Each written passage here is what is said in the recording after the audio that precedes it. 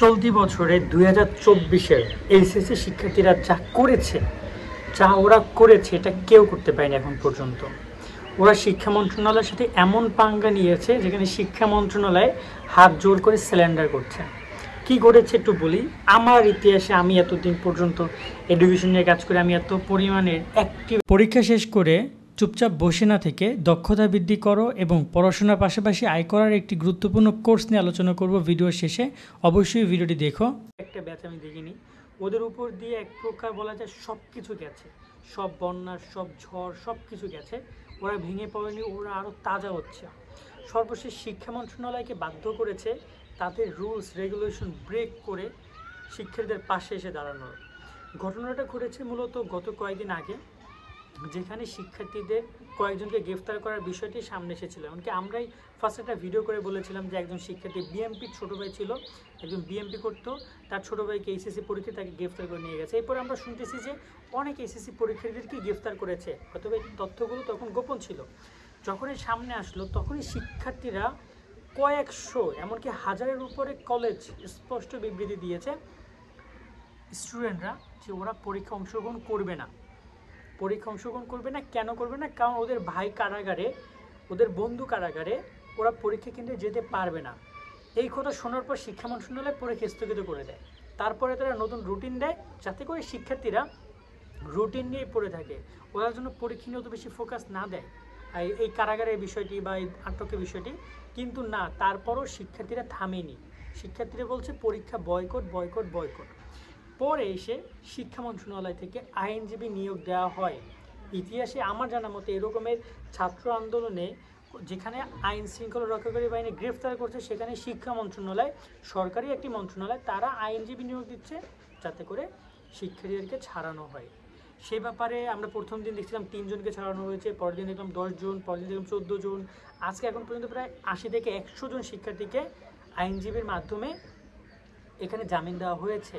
ইতিমধ্যে যশোরে কয়েকজন শিক্ষার্থী রয়েছে, ওদের কারাগারে পরীক্ষার দেওয়ার অনুমতি দিয়েছে। বাট এই জিনিসটা আমার কাছে খুব খারাপ লেগেছে। যশোরে যারা আছো তারা এই বিষয় নিয়ে কথা বলো, কেন ওরা কারাগারে পরীক্ষা দিবে? ওদের পরীক্ষা দেওয়ার ব্যবস্থা হলেই করতে হবে ওদের জামিন দেওয়ার মাধ্যমে। কেমন? এরপরে আইন শৃঙ্খলা রক্ষাকারী বাহিনীর কাছে আমি যতটুকু শুনেছি বোর্ড থেকে যে কথা বলেছে, কোনো এইচএসসি পরীক্ষার্থীদের জন্য গ্রেফতার না করা হয়। এখানে এইচএসসি পরীক্ষার্থীরা থেমে তো নাই, এবং ওদেরকে গ্রেফতারও করার ব্যাপারে কথা বলা হয়েছে ঊর্ধ্বতন কর্তৃপক্ষের সাথে, যাতে করে, কারণ ওদের যেহেতু সামনে পরীক্ষা, এই ব্যাপারে শিক্ষা মন্ত্রণালয় আর জড়াতে চাচ্ছে না। সর্বশেষ তথ্য মতে শিক্ষা মন্ত্রণালয় শিক্ষার্থীদেরকে চেষ্টা করছে পরীক্ষার হলে নিয়ে আসার, কিন্তু শিক্ষার্থীরা এখন আবার ভিন্ন দিকে রূপ নিয়েছে। এটা একজন শিক্ষার্থী হিসাবে ভিন্ন দিকে যে মন নেওয়া, এটা কিন্তু খুবই খারাপ কিছু না। ওরা ওদের দাবিগুলো পূরণ হচ্ছে, কিন্তু ওদের দাবি তো একটা না, ওদের দাবি আরও অনেকগুলো ছিল। যেমন ওদের দাবি ছিল ওদের আরও বন্ধুবান্ধব যারা আছে, ওদের শিক্ষক আছে, যে ফার্স্ট স্যার আছে, এখানে আরও কয়েকজন অনলাইনের টিচার আছে, তাদেরকে গ্রেফতার করা হয়েছে। কেন এদেরকে গ্রেফতার করা হবে? আচ্ছা, গ্রেফতার করা হয়েছে এদেরকে জামিন দেওয়া হোক বা মুক্তি দেওয়া হোক। আমি যতটুকু শুনেছি কয়েকজন টিচারকে টর্চার করা হয়েছে, কতটুকু অথেন্টিক নিউজ আমি জানি না। বাট এই জিনিসটা যদি হয়ে থাকে তাহলে সত্যি কথা বলবো, এটা শিক্ষা, আমাদের এই যে এডুকেশন সেক্টরের জন্য সবচেয়ে একটা কলঙ্কতম একটা পর্যায়ে যাচ্ছি আমরা, যে শিক্ষককে মারা হচ্ছে সেই পর্যায়ে গিয়ে। এরপরে আমরা কথা বলি যে পরীক্ষাটা হবে কিনা সে বিষয় নিয়ে। এই যে এসএসসি পরীক্ষার্থীরা পরীক্ষা অংশগ্রহণ করার জন্য শিক্ষা মন্ত্রণালয় তো সব কথা মেনে নিচ্ছে, কিন্তু তারপরও কেন জানি মনে হচ্ছে পরীক্ষাটা হবে না। কেন হবে না জানো? কেননা যে এখানে আসলে শিক্ষা মন্ত্রণালয় এবং শিক্ষার্থীদের হাতে পরীক্ষার এই যে কলকাঠিটা নাই। কেন নাই? কারণ এই ব্যাপারটা দেখছে এখন বর্তমানে কোটা আন্দোলন যদি আরও তীব্রতর হয়, তাহলে শিক্ষা মন্ত্রণালয় কি পরীক্ষা নিতে পারবে? এই প্রশ্নের উত্তরটা তোমরা দাও। আজকের মতো আমরা এখানে বিদায় নিচ্ছি। সকলে ভালো থাকবা। আল্লাহ হাফেজ। পরীক্ষার পরবর্তী সময়ে তোমরা অহেতুক সময় নষ্ট না করে বিভিন্ন ট্রেনিংয়ের মাধ্যমে তোমাদের স্কিল ডেভেলপ করতে পারো। এক্ষেত্রে আমার অ্যাডভাইস থাকবে, খোঁজ খবর নিয়ে একটি সুন্দর গুছানো ট্রেনিং কোর্সে যুক্ত হও এবং সেটা কমপ্লিট করো। তোমরা যদি কম্পিউটার আর ইন্টারনেট চালাতে পারো তাহলে eFarm Bangladesh real time project base e commerce entrepreneurship training program তোমার জন্য বেস্ট হবে। কেন বেস্ট? কী সুযোগ তুমি পাবা চলো একবার দেখে নেই। যেহেতু এটা একটা project base e commerce entrepreneurship training programme, তাই ই কমার্স বিজনেস সম্পর্কে সব কিছু তুমি শিখতে পারবা এবং বাস্তব অভিজ্ঞতা পাবা।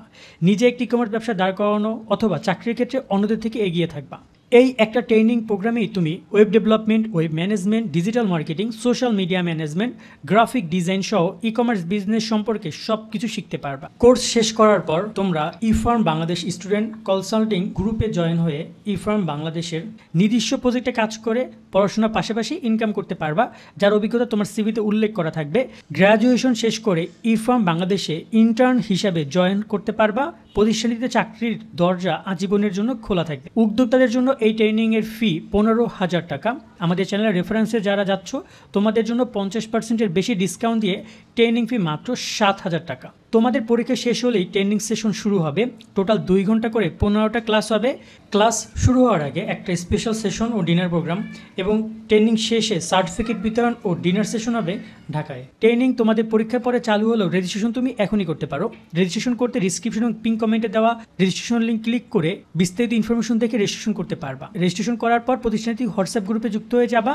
হোয়াটসঅ্যাপ গ্রুপে যুক্ত হলেই একমাত্র তোমার পুরোপুরি রেজিস্ট্রেশন হয়ে যাবে। স্মার্টফোন থেকে ডিসক্রিপশন ও পিন কমেন্ট লিঙ্কে ক্লিক করো। মনে রাখবা, একবার কোনো সুযোগ মিস হয়ে গেলে সেই মিস হয়ে যাওয়ার সুযোগের চেয়ে মূল্যবান আর কিছু নাই। তাই কেউ এই সুযোগ মিস করো না। তোমাদের সকলের জন্য শুভকামনা রইল।